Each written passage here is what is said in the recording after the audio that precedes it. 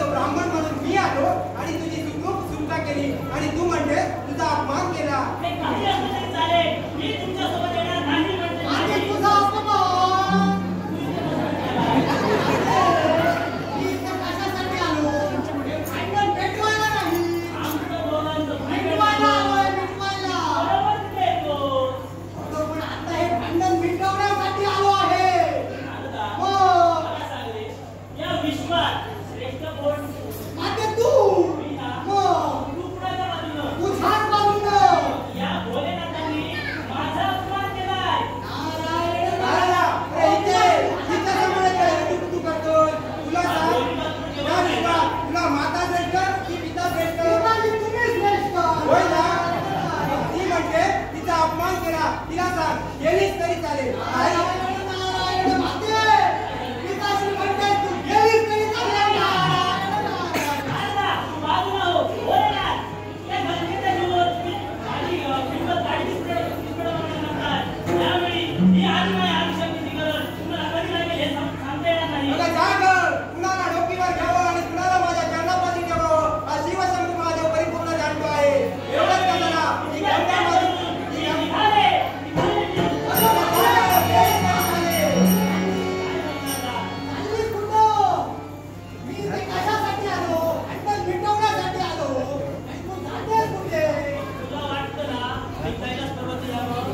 मग बाबांना जाऊन सांग, माझी एक इच्छा आहे, ती जर पूर्ण त्यांनी केली तरच मी कैलास पर्वत येणार. जाऊन सांग. एवढं? जरा खा. पिताजी, आता म्हणते जर कैलास पर्वती थांबायला हवं, तुझी एक इच्छा पूर्ण करावी लागेल. काय म्हणतोय नारदा? तिची एक इच्छा आहे म्हणे. हो, अरे कितीही झालं की रागाच्या मनात जरी बोललो होते तरी ती आदिमाया आदिशक्ती पार्वती देवी या शिवशंभू महादेवाची वाणी आहे. सांग तिला किती आणि इच्छा सांग. ऐका भोलेनाथ, काशीधर एक राजकर्ता राजा सोमकांत, काशीधर एक राजकर्ता राजा सोमकांत हा पुत्र कामेष्टी यज्ञ करतोय. ज्यावरती आमचे जे भक्त आहेत यावेळी त्यांना आशीर्वाद देणं हे आमचं कर्तव्य आहे. तिथे काय बोलण्यासाठी तत्पर होते? काशी नरेश राजा सोमकांत आणि त्याची पत्नी सुनांनी त्या दोघा उभयतांच्या जीवात संतती सुख नाही हे तू परिपूर्ण जाणले. त्या दोघा उभयतांना त्या शिवशंभू महादेवाने आशीर्वाद द्यावा. हो भोलेनाथ, भोलेनाथ, भक्तांनी आमचा मोठेपणा वाढवला. भक्त सुखी तर आमच्या जीवनाला स्थिरता. मग भोलेनाथ विलंब न करता त्यांना लवकरात लवकर आशीर्वाद द्या. तुझ्या सांगण्यावरून त्यांना आशीर्वाद देण्यासाठी मी सुद्धा तत्पर होत आहे.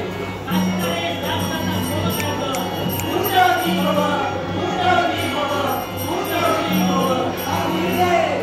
तुझ्या सांगण्यावरून त्या दोघा उभयतांना मी आशीर्वाद देण्यासाठी तत्पर झालो. पण याच्यामुळं जे काही करणार होती त्यांना तुला सामोरं जावं लागलं.